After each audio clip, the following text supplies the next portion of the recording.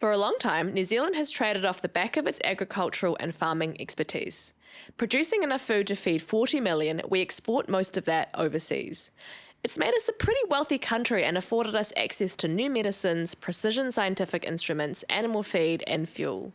However, our heavy reliance on agriculture has come at the cost of our environment, leading to soil degradation, water pollution, and excessive carbon emissions.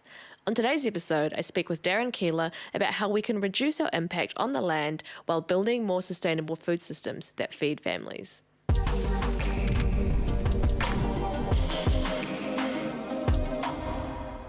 Complex challenges, and the only way we can really navigate through them in a meaningful way is if people have real conversations, deep conversations about those issues, and it just doesn't happen anymore. It doesn't, and I feel like people are going and further in different directions in whatever direction they're going, but because they're doing that and not communicating with each other, we're not getting that, like I say, meaningful collaboration because these big problems that we talk about, sustainability and the environment, these are all problems that are going to affect all of us, and we kind of have to come together for a solution that's going to work for all of us. 100%. I mean, just before we get into that, so I mean, was speaking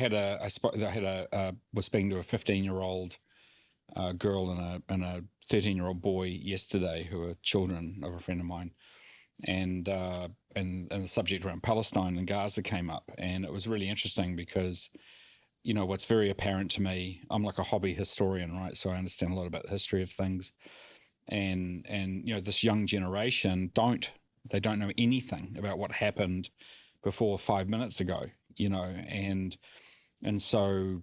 And their takeaway was, basically Palestine is good, Israel is bad. That was literally their summary. And I said, well, why do you think that? And they said, well, because that's all we hear on social media, right? Because they're consuming TikTok, they're consuming Instagram. It's incredibly complex. Yeah, it is. And I feel with this movement on social media, it's that everyone, whether you've got knowledge or experience on this really complex topic of the Middle East and the geopolitical history that's happened there over decades, is that everyone has to have an opinion on this topic, whether or not you actually know what you're talking about. Right. And I think a lot of influencers and celebrities and whatever, they have to take a side. And if you don't take a side, then you're just one of the bad ones. And I'm like, well, you can't force someone to have an opinion on something they don't know anything about because it's dangerous. But again, I mean, exactly. And so what's happening is that is the basis for all the polarization that we're seeing in Western society, right? Is this idea that you must take a side,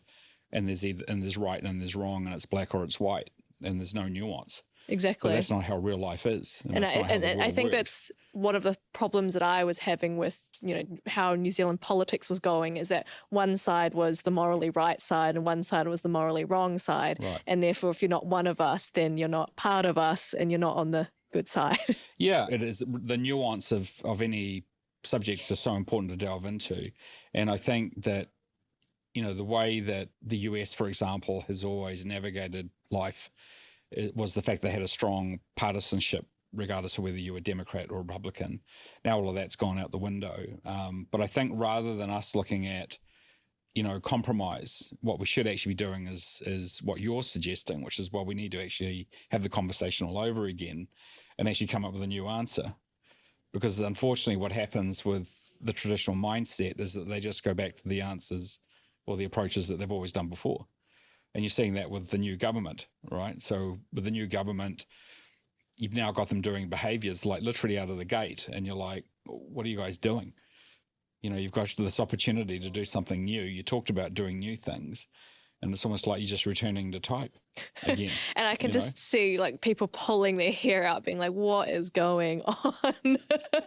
I know, right? So it's disappointing, to say the least, especially for someone who actually voted on that side of the ledger for the most part, apart from voting for the party vote. But it was like, it just shocked me really that they've come out like rolling back the smoking legislation, which makes no sense to me at all. And I think even if you're sitting on the centre right, that doesn't make any sense. Yeah, that's what what we've been talking about as well at home, is that they didn't campaign on this, and I'm almost certain, is that most people who are centre right or right wing, like would be shocked by that move as well. Oh, I totally are, because I talk to them, so that just really surprised me. Anyway, let's get back onto the other topic. So thank you so much for coming on this podcast, Darryn. I think we're at a very interesting, stage in New Zealand history and in global history. I feel like we're at this crossroads when it comes to environmental sustainability and climate change. A lot of this conversation, I think, is about carbon emissions and getting to net carbon zero and, things like that. But I think when it comes to an environment, there are so many more different things than just carbon, right? We talk about sustainability in terms of land use, water use, food security, and what's there's environmental sustainability, but we also have to think about economic sustainability as well, right? How do we make sure that we still have enough money and still enough tax revenue to fund our basic public services and make sure that everyone has jobs, right? So there's all these other things we have to think about as well. So I'm really glad to get you on this podcast to talk a little bit about sustainability, but also, like, I guess, in the startup world of sustainability. Sure. I mean, thanks. And thanks for the opportunity to talk about it. I mean, it's very hard to talk about for us. I mean, we're both in food production as well as trying to address sustainable production. So those two themes or subject areas overlap a lot, like intrinsically overlap. So, I'll probably dance between them. Yeah, sure. I think that the reason why I got into this in the first place was around the disconnect that's happened between us as consumers and farming, right? And you touched on this in another post you did as well, which really resonated strongly with me. So it is, when we grew up in New Zealand, it was almost everybody knew someone who was a farmer. Like, you were related to someone who was on a dairy farm, or producing something, and that has all got disconnected because a lot of people have left farming. Farming's become much more corporatized, commercialized, automated, and so people have lost touch with it, and they also don't understand how hard producing anything actually is. Yeah, I mean, so right now I am trying to grow chilies and cherry tomatoes, and then we had some garlic bulbs at home in the cupboard that just kept sprouting. I thought, okay, you know what? If they're going to sprout, I may as well just try and grow them. And I chucked them into the soil, and I realized it takes like months and months and months to grow a new garlic bulb from a piece of garlic. And you just realize, oh wow, we've outsourced these really key services that people used to do like for themselves. Like, you used to have more subsistence farming, I guess, or at least people spent a lot more time and efforts to grow their own food. But we've really forgotten how much effort it requires and time. I think, certainly I'm a generation up from you, at least. But I mean, my grandparents, they grew up in a world where you still had your backyard garden.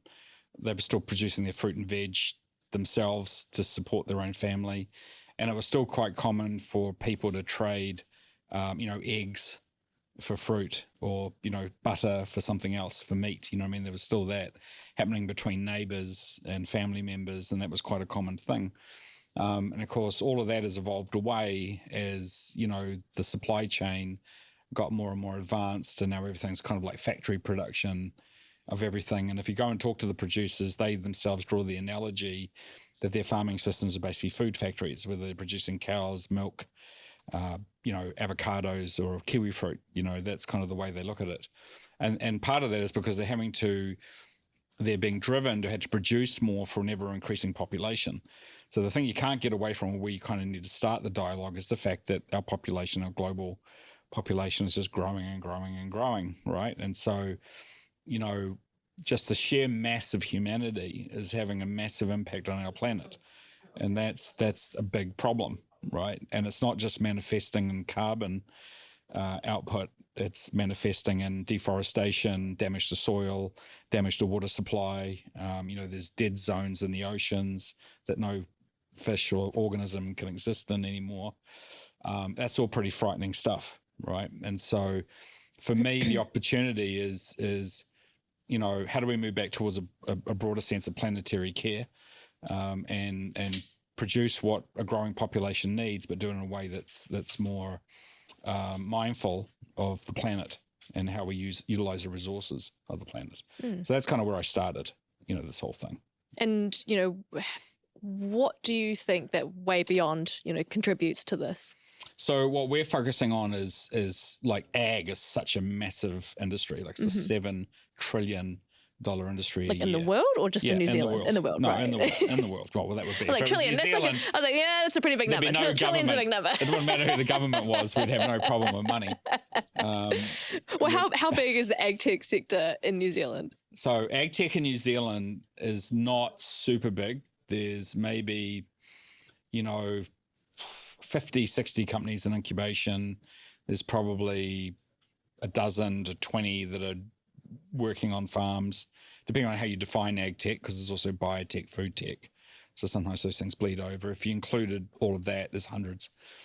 So it's a relatively buoyant incubation sector in New Zealand, but it's been very hard for companies in those three disciplines to scale because there's a lack of strategic support from investors and from government, which is a constant thing I talk about when I'm talking to the government and I'm talking to investors. So, and it's ridiculous because ag is our number one GDP. Because what do you mean by there's lack of strategic development? What does that mean? So basically there's no plan. So if you kind of go back 50 years ago, the government of the day initiated a strategy and they underpinned that strategy through creating the Crown Research Institutes, the CRIs. And each CRI was focused on a different industry type. So plant and food research would be a good example, right? So PFR is now around about 700 or 800 scientists, and they spend most of the time researching new genetics. And they've been really formative in aiding the horticultural sector to develop new world-class varieties of kiwi fruit, of berries, of apples. So a lot of that IP creation has actually come out of PFR in partnership with private industry. So that was a powerful strategy, and that was something that we did as a country, and it was super smart. And it, bull semen, you know what I mean? So that was another thing we did. So we basically looked at genetics, and we were like, well, how do we produce cows that produce more milk or produce more meat? So we were doing this really smart stuff with leveraging science, innovating on production methods, and this really accelerated New Zealand's success as an agricultural food and fibre producer. And that's the legacy we're still living on today. And how did it fall away? How come there is no strategy? I think a few things. I think one of it was complacency. So basically the industry was so wildly successful and it was producing so much money that it was sort of like, if it ain't broke, don't fix it. You know what I mean? So the whole idea of innovation and continuing to push the boundary, that all fell away. And partly that was aided by these organizations getting super big, super complex, really corporatized, right? So if you think about Fonterra, it's a super corporatized, multi-layered multinational now. It's very hard for them to spin on a dime on anything.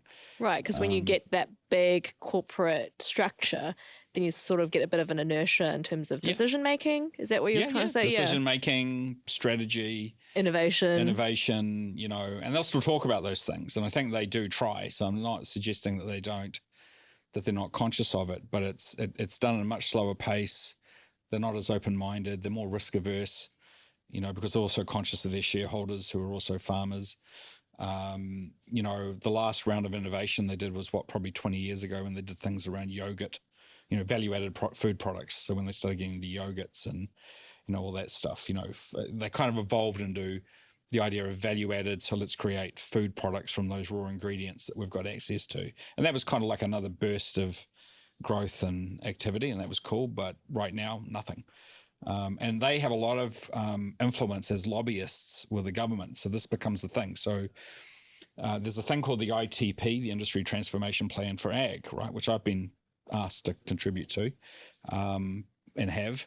But, it's got no real traction with the government. They get a minuscule amount of funding out of the budget, and yet it's our largest sector, right? And typically when you go along and you hear the government announce the latest ag food strategy, it's still around dairy and meat production, and do you know what I mean? It's like, well, nothing has changed. And then you've got As in, we've got all this other stuff as well, the fruit and veg that we need to be thinking about as well, do you mean? Right. Or, yeah. Well, yeah. I mean, horticulture in terms of kiwi fruit apples gets a lot of road miles, but, you know, in terms of like innovation, I mean, the last big innovation company was Gallagher's. I mean, the guys who created the electric fence, you know. But again, that was a while ago. that was 50. I know, but that's what I'm saying. That was 50, 60 years ago, right? And it's made. Well, what kind of innovation does WayBeyond bring to the scene? It's made that family very wealthy. Well, so WayBeyond is sort of in the new era, right? It's IoT, cloud, data, artificial intelligence, right? So that's what we're doing. The new wave, okay. Yeah, we're doing the new wave. So when I got into this in 2015 and I had a look around the world, I was really shocked because there was nothing new in horticulture or protected systems or even ag in general. And often what I talk about is the fact that the last formative technology of any industry was the tractor. So when the kerosene-powered tractor got invented in 1903, if you think about it, everything since then, whether you're in orchard cropping or, you know, dairy or whatever you're in, is always something that you attach to the back of the tractor. Oh, we've got a new cutter, we've got a new planter, we've got a new this, we've got a new this, but it's all built. That's right. I really enjoyed watching Clarkson's Farm. You've seen that? Yeah, I love it. Because, you know, I grew up in Warkworth, which is, you know, a relatively ruralish kind of town. And a lot of, you know, you leave Warkworth like in 2 minutes and it's just all farmland, right? Yeah. But I was a townie. I wasn't a farm girl. So I, you know, I had classmates who, you know, grew up on farms and things. And, but I really enjoyed watching that show, Clarkson's Farm, because I just thought, holy moly, it is really expensive and it is really difficult to be a farmer. I think that was probably the biggest success of that show, is showing townies what it's like. But exactly what Jeremy was doing was exactly addressing what I was talking about at the start, which is why I watched the show, because it was so engaging, because it was that bridge of the public back to how hard farming is, how, like you said, how expensive it is, how difficult it is.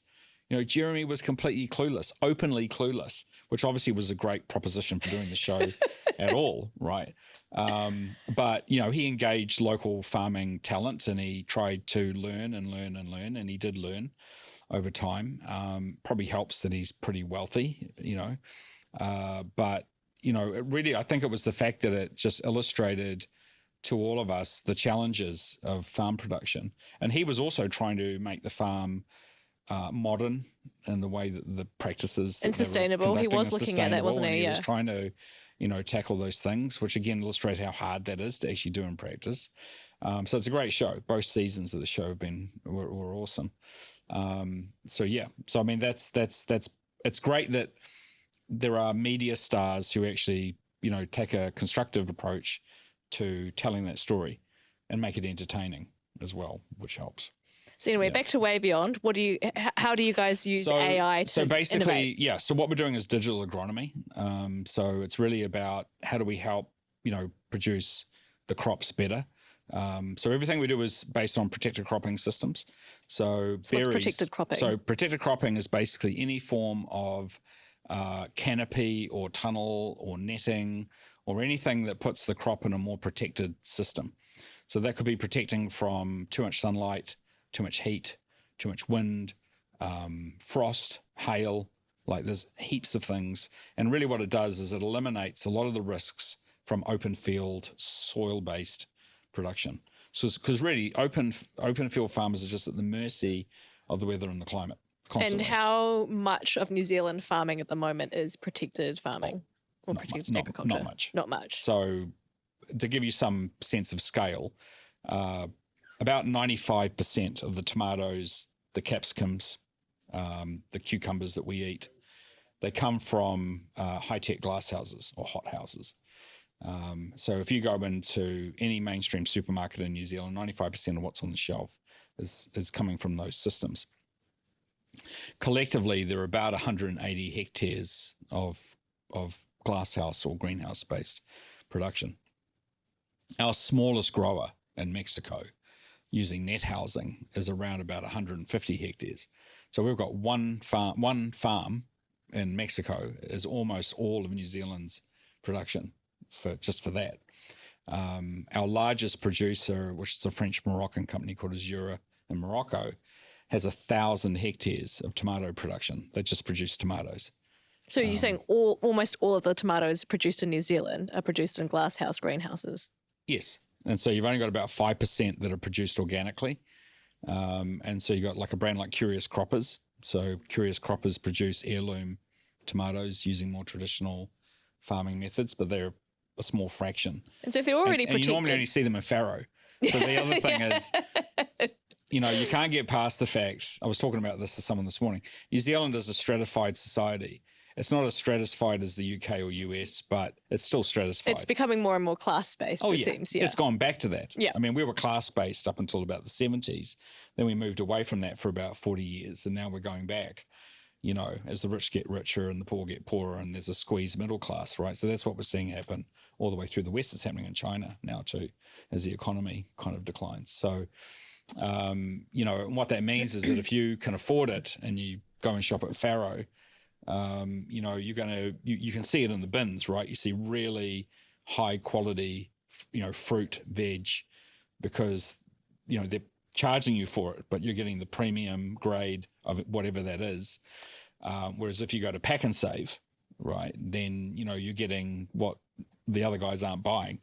And so you can see that very, very different. You know, the apples, the bananas, the avocados, the grapes, they're just not as good. And that's why I find interesting the whole talk about sustainability, because I think, you know, food that is grown more sustainably, whatever other stuff are grown more sustainably, like biodegradable this or sustainably made that, there's often obviously an extra charge to that. And it's hard when we talk about sustainability because it feels like and it still feels like it's a middle class like problem. It's a middle class issue because it's only middle class. So it's all marketed at the middle class to actually be able to be like, oh, be more sustainable. It is, and if you think about it again in local terms, you know, if you live in or you got friends in Ponsonby or Parnell or Mount Eden or Epsom, you know, it's a big topic. But that's because, again, to your point, that's it's generally a wealthier class of people living in those neighbourhoods. They're better educated, you know what I mean? And so they're more conscious about sustainability and about, you know, where did this get produced and how safe is it? Because it's not just, actually that's a good point too, it's not just sustainability, it's also the health and safety of the produce that you're consuming. So that's another thing. And that's become a really big deal in Europe, right? So the EU has got, you know, the world's most rigorous legislation around sustainability, around elimination of pesticides, herbicides, fungicides, so chemistry-based treatments and production. But they've gone so far with it. So I was just talking to the global CEO of one of the major seed companies the other day, and you know he was saying to me that between energy costs being so high in Europe, which has partly come from the Russia-Ukraine war, labour being difficult because people just don't want to work on farms anymore, but more particularly regulatory frameworks now being so punishing of producers, it's forcing farming out of Europe, especially in the fresh produce sector. So at a time when, you know, there's an orientation towards healthier eating, fresh produce production is being forced out of Europe. So now they're having to import from Africa. So the thing that is the trend is that Africa over the next 20 years is going to become like a food basket producer for export to Europe. But in order to be able to do that, it has to produce a certain quality grade of fruit. So it's not enough to produce blueberries. They've got to produce really good blueberries because someone in Germany or France or London isn't going to buy them unless, you know, it's really good. And so that's kind of partly where we weigh in. So part of our goal is to produce better quality fruit and vegetables. And so that's kind of part of our value proposition into those producers. But that's just an interesting kind of, you know, macro that's going on in the world. The time when people are thinking about food security, they're actually also legislating stuff that is going against that very idea.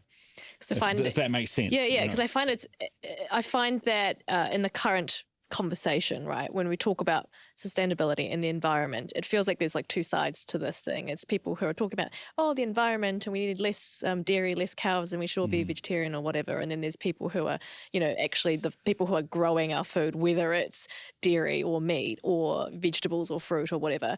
And we're making it really difficult for people to grow this food. And so you're getting those issues where, for example, in South Auckland, Pukekohe, where people are making decisions about, oh, do I keep growing my cauliflower or do I just sell up and then, let them develop this green field into homes? And if we keep making it more and more difficult for farmers and not having that conversation of, oh, how can we help farmers be more sustainable and, support them to be more sustainable from both an environmental and economic point of view, then we all win. But I feel like we're in this stage where we're going to all lose. Yeah, I mean, and that's kind of where I go back to the strategy. So there's no real strategy behind what's going on, and that's a big problem. So to build on that point you just made, if you think about, urban sprawl, so let's go back to another high level thing. So there's more and more urban concentration going on in the world. Cities are getting bigger, right? So it's one of the things that drove the innovation idea behind indoor vertical farming in cities, right? Which is very challenging. I feel like it's been, a trendy thing. I've seen a lot of that on social media. It's been trendy, but like what's happened in the last sort of 9 months is about 90% of these venture capital funded innovation companies in the vertical farming space have all collapsed. Yeah, I was wondering where they all went because I remember seeing a lot about it on social media. They've all folded because they're not economically viable. Oh, right? So but there's still what gets in the way of them being still a good idea. Yeah, what gets in the way? They're not. Well, gosh, is it like the cost of it's almost like materials? An entire podcast conversation by itself. In short, it is that a lot of the people who went in to lead the innovation didn't know what they were doing. From a business point of view, like they had business, commercial, all the ideas, or even growing point of view. In fact, one of the major shortcomings they almost all had is they hired lots of technologists and lots of people with fancy titles from Cargills and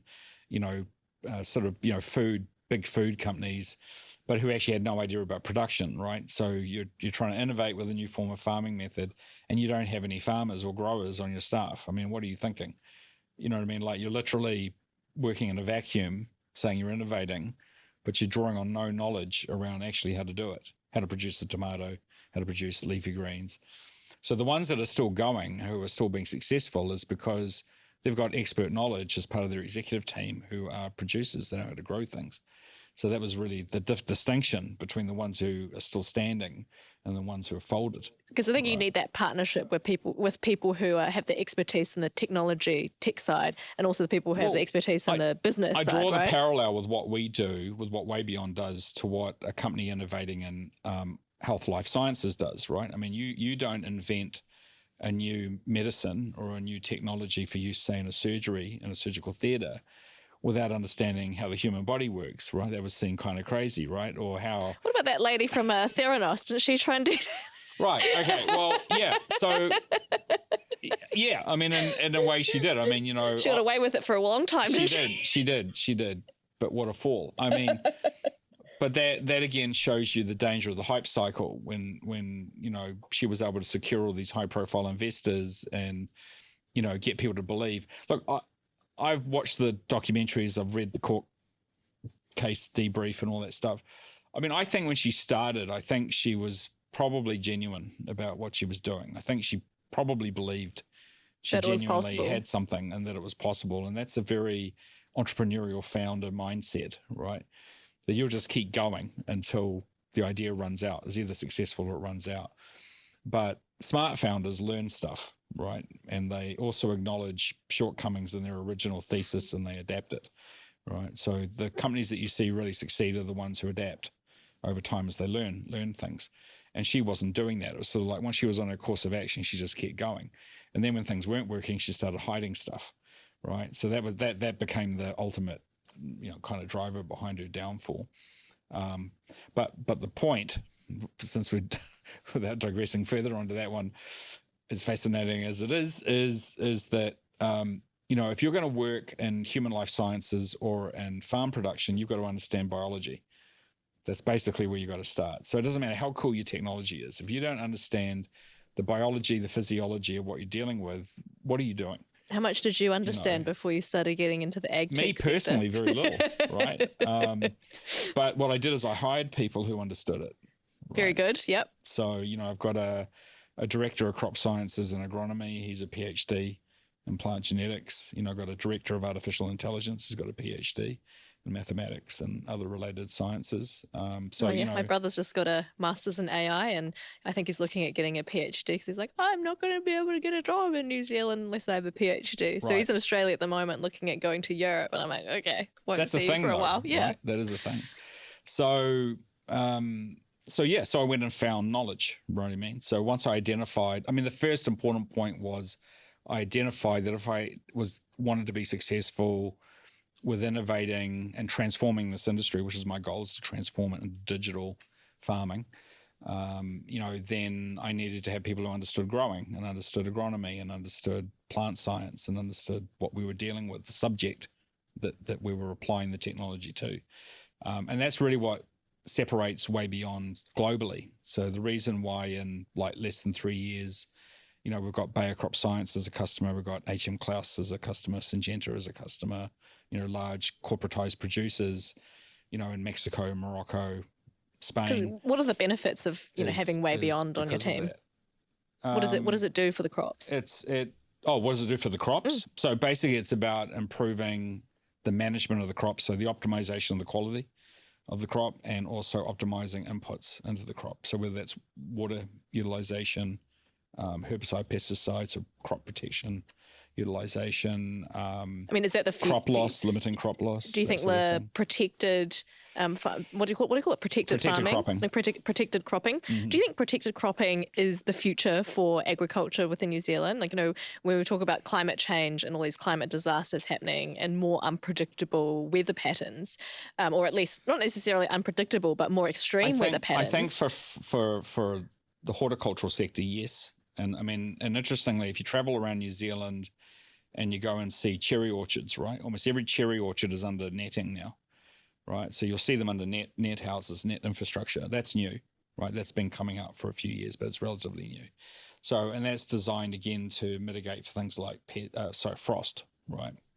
Because cherries are a bit like grapes. They kind of need to grow in a temperate, cooler climate. So they need light, but they need the coolness to also trigger part of the growth cycle of the plant. Particularly true of berries and grapes, right? So, that's why choosing the right microclimate, or if you're a wine producer, the right terroir, right? So you've got the right soil, light, climate, all that stuff is really, really important. But, to really pick the right spots, you need to understand, you need data that drives that. So at our heart, we're a data company. So we take environmental data, plant data, irrigation data, pest and disease data, and we produce models from that. All of that sits on the back end of the platform, and then we have a more user-friendly interface, which is then how they discover things about what's happening with the crop.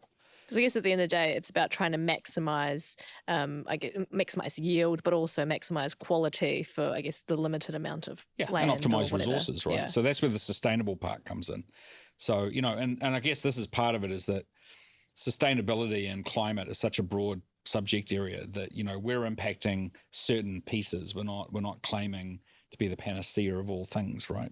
Which some people do, which is a big mistake. So it is we're looking at can we optimize water usage? Can we optimize the use of less pesticides, herbicides, fungicides, so chemistry, and that they use more biologics or natural defenses for the plants.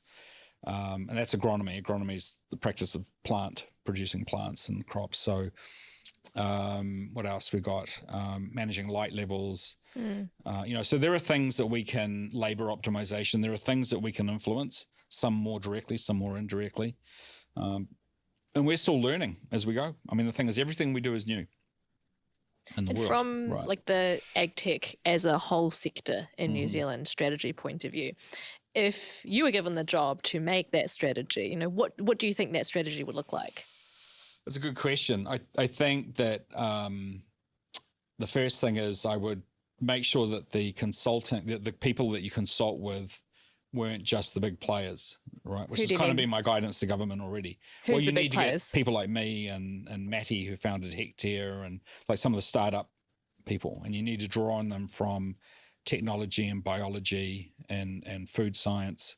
So you need a more kind of like holistic collaboration between people who understand different parts of the food system, and so you get all those guys together, and that's where you get to brainstorm out what does New Zealand's future look like. But the high level of it would be that New Zealand should be a centre of excellence for advanced, genetics, biology, and technology. That's kind of what it would look like in the broad brushstrokes. So I guess I think that's how I picture New Zealand. Is that we have, like, at the moment, I think a lot of our exports is just the primary industries, like exporting the dairy and the meat, which is relatively low value kind of like, items, right? Whereas I feel like, we're such an agricultural heavy, economy that we should have this expertise. We should be able to be sort of like a think tank almost of, agricultural practices that we could export to the rest of the world. And yet I feel like, are we doing that? Are we achieving that? The challenge with the bulk production of, wool, fiber, meat is that it's a commodity play. So it's very pricing is just influenced by, the way the wind blows on the global, procurement markets, really. So doing value added work, which is what you see with a lot of the Northern European countries, that many of us for decades have repeatedly said we should be basing ourselves on what, Norway does or Sweden does or the Netherlands does, or, like thinking about the places that are of similar size and scale to us where we could be more in line with the way they innovate. And that also feeds into the social program side. It's an unrelated topic, but the strength of those economies, the reason why they have such good health and education systems is they do have a high tax regime, but those tax dollars are used very efficiently. The problem here is every time we run up taxes and we say we're investing money into health, into education, the bureaucracy is so inefficient that money just fritters away on consultants, and very little of it actually lands in any advancement in those sectors that we're targeting. I think people in New Zealand would be happier to pay higher taxes if they thought the government was any good at actually driving innovation and efficiency in the way that was going to be utilised. I don't really understand where it's all come from, the whole, I guess, almost like infantilizing of a government to sort of outsource governance to the contractors, of the consulting companies. Consultants, yeah, I know, it's just crazy. I don't know how it's happened. Because they don't know much about much, right? They're just very good at PowerPoint and spinning. From a healthcare point of view, it's interesting when we see all these, all this money spent on consultants, and I'm like, but are any of them healthcare workers or doctors or nurses or anything? That's what I'm talking about. If you're going to innovate for an industry, you've got to bring together people who understand it. Yeah. But you've also got to bring in the people who are already presenting themselves as being the thought leaders and the innovators and the futurists, because that's who you've got to have in the conversation. The thing with ag and bio generally, and I include food science in that, is that you've got to think in terms of decades, right? Governments come and go in 3-year cycles, or 6 years if we're, more typically. But, you've got to think in decades when you're thinking about food and ag. And, we've got to get back to that. If we really want to shift the dial for New Zealand in those spaces, we've got to have people in governments that are prepared to think beyond themselves, for the good of the people, the good of the country.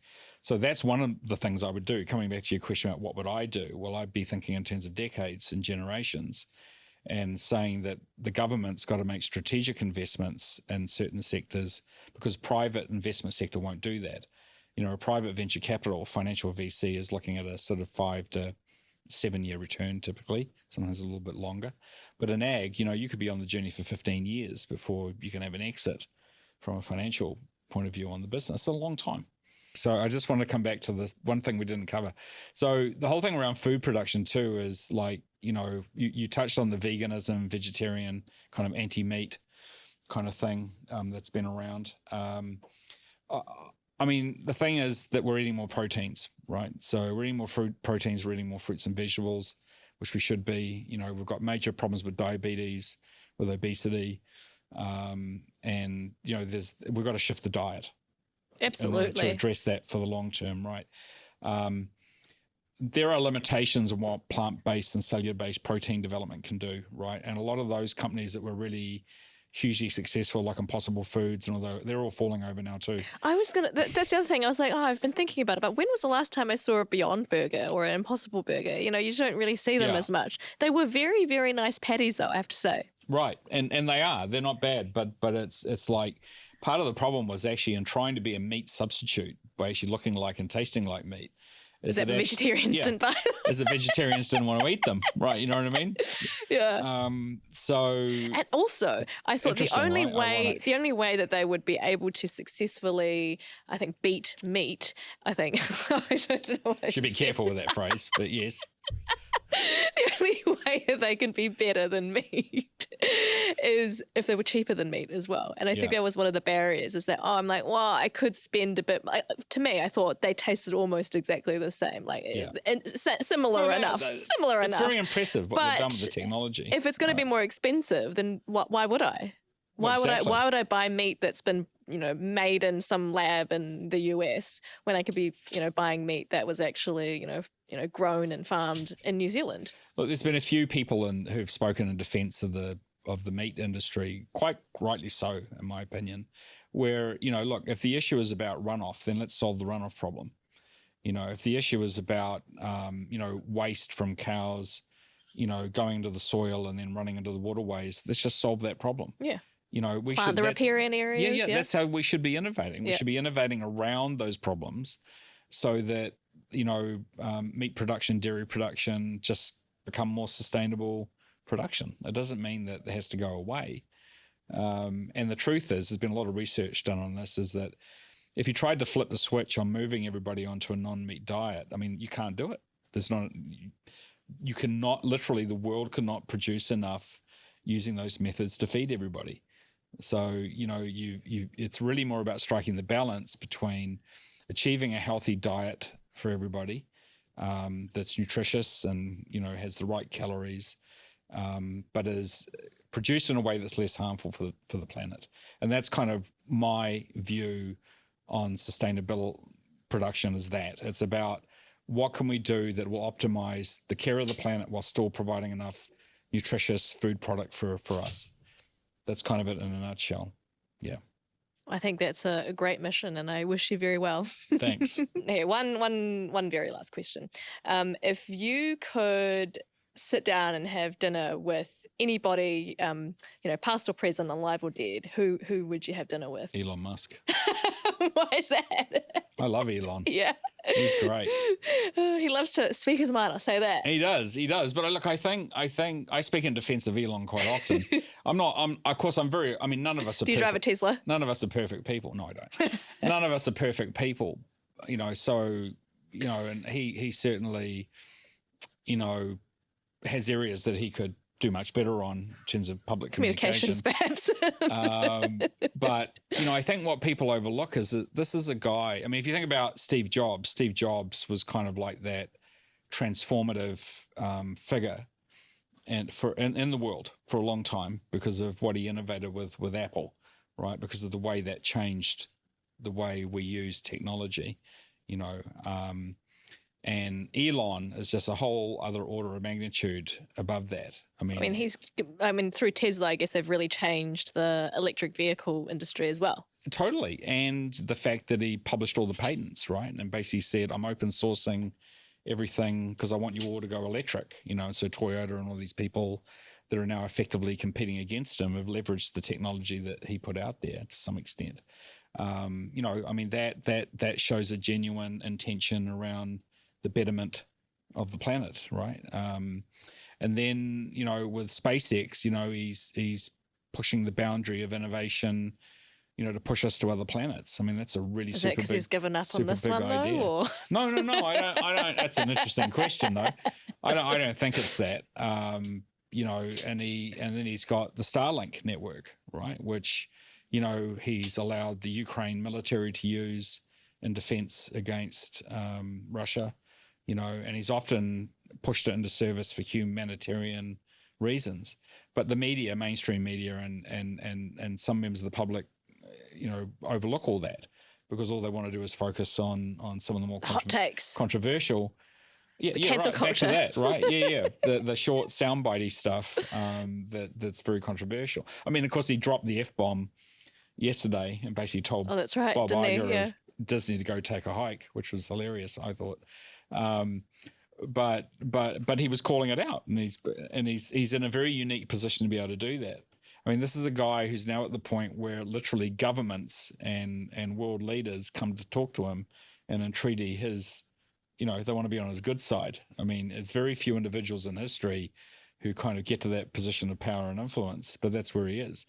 I'm glad that he's despite his kind of clearly on the spectrum, is that he's still that he's still, I don't think I'm quite that far, but that he's still pretty grounded. You know what I mean? Because he's got some good core values around family, and around that come from his upbringing, being very difficult. And those things I think keep him grounded to some extent. But the thing is that innovation and change does not come from the mainstream. It comes from outliers, and so you're an outlier in the way that you project your position around the way you think and the way you think the country needs to move and the way that politics should operate in the community. I mean, I'm innovating on the edge in my space. I have plenty of people who think I'm as mad as a cut snake, right? And, don't. I feel like the most exciting people are always a bit mad, aren't they? You kind of have to be free to think and imagine outside of what is normal. So there's part of you that has to operate outside the mainstream in order to move forward. Otherwise, nothing would change, So you got to get comfortable with that's where you are. I mean, that's how evolution happens. It happens at the fringes, not in the middle. It does, exactly, right. So, and that's why I think founders have got to be nurtured. I mean, one of the things that I have been talking about more recently and want to do something about in a more formal sense, hopefully not too late from now, is provide more support for founders. There's a lot of, New Zealand's ecosystem is not pro-founder, it's pro-investor. And that brings a lot of problems with it. And also there's a lot of research that's been done internationally now on mental health issues for founders. So a whole nother podcast, we could do a whole nother podcast episode about this, because I was deeply saddened by the crumbling of Soupy. Deeply saddened. Right. I mean, and that's a super interesting story. So, I mean, I don't know her, and I wasn't particularly au fait with Soupy until all the news broke and all that negative media coverage came out. But there were some really standout things for me. One of them was I couldn't understand how, as the founder, she had already diluted to 17% ownership within, less than 3 years. I mean, that's just super weird, right? So there was clearly some stuff in the backstory about, how the investors had, the terms on which the investors had invested, the valuation of the business, the way they'd structured it all was clearly designed to advantage the investors, not advantage her as the founder. So that's kind of what I'm talking about, because there's no way, regardless of all the other potential shortfalls that happened in that whole journey, there's no way she should have already been diminished to that level. So that to me was a red flag right away. And then I think, it's that subject of who you bring around you. And I think, unfortunately, she didn't necessarily know, because of not having the experience and not having the right advisory people around her, who to bring around her. So I think when you dig into that, it would make a fascinating case study for what not to do. Do you know what I mean? Like, oh man, I really liked having orders through Soupy. Yeah, a lot of people did, right? And I mean, she was just really warming up. I have to go back and say. She's just warming up. Well, yeah. So, I want to spend a lot more time around founders and helping founders set themselves up in the right way, and take what have been my learnings, which have been learned, very hard lessons, quite honestly, about that whole side of it, and give them the advantage so that when they're in the conversation with investors, they're in a stronger position to negotiate their terms. So, and also get support for the stress, because being a founder is a very stressful thing. So, you're on the edge with everything. You're on the edge with your idea. You're on the edge with the technology. You're on the edge with trying to, get customers, generate revenues. Everything's pretty stressful. Things are always harder. than you ever thought they were going to be. I'll finish on this. There was a great interview with the founder of NVIDIA, who does the, gaming. Yeah. I was like, they must be very wealthy now. Oh, yeah. He is. So there was an interview being done by I think a podcaster, and he was fairly recently on social media, and he's in his 40s. He's got shock grey hair, which I thought, he's a founder. And they asked him, there were two interviewers, and they were asking him, they were younger guys, probably your age, 30 or something, and they were saying to him, wow, it's amazing, look how successful you've been, what would you do differently if you could do this all over again, and he went, I wouldn't do it. No way. And they were like, what, really? I said, yeah. He said, because, man, it is so stressful, and it takes so much out of you, and it's so much harder and so much longer than you ever imagine it's going to be. And he said, honestly, if I could go back in a time machine, I wouldn't do it. And they were just like, wow. And they said, so hang on. And then they went, hang on, but you're still here and you're still doing it. So why is that? He said, good question. Good follow-up question. So he said, basically, it is a mental trick that founders play on themselves to keep going.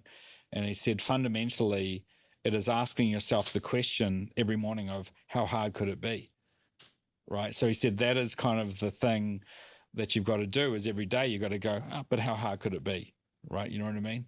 And you just got to get yourself psychologically over what's going on around you and just push through that to the next step. And that's totally what you do when you're in that position. So that is little kind of story there really resonated with me as a founder. But I believe that there can be more support for founders. There can be ways of helping them on the journey. Yeah. Thank you so much for coming on the podcast.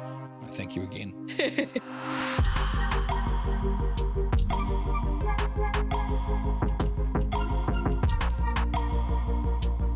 Revolving Door Syndrome acknowledges Māori as tangata whenua and Te Tiriti o Waitangi partners in Aotearoa, New Zealand. We recognise the inequities and challenges faced by Indigenous and vulnerable groups and acknowledge our duty to work towards closing the gap.